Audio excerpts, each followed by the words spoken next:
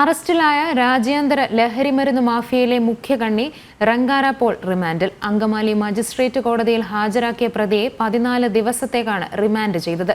ലഹരി മാഫിയയിലെ കൂടുതൽ കണ്ണികളിലേക്ക് പോലീസ് അന്വേഷണം വ്യാപിപ്പിച്ചിട്ടുണ്ട്.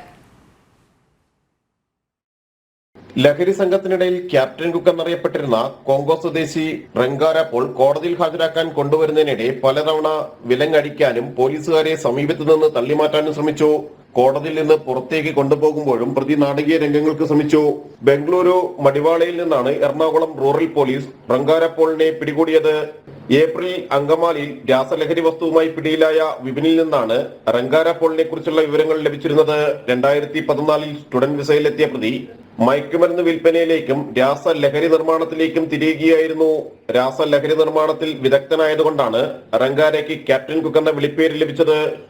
കേരളത്തിലെത്തുന്ന രാസലഹരിയിൽ ഭൂരിഭാഗവും റംഗാരയുടെ സംഘമാണ് എത്തിച്ചിരുന്നത്. ഗൂഗിൾ പേ വഴി തുക അയച്ചു നൽകിയാൽ ആളില്ലാത്ത സ്ഥലത്ത് മയക്കുമരുന്ന് ഒളിപ്പിച്ചു വെച്ച് ആവശ്യക്കാർക്ക് ലൊക്കേഷൻ മാപ്പ് അയച്ചു കൊടുക്കുകയായിരുന്നു ചെയ്തിരുന്നത്. ജനം, കൊച്ചി.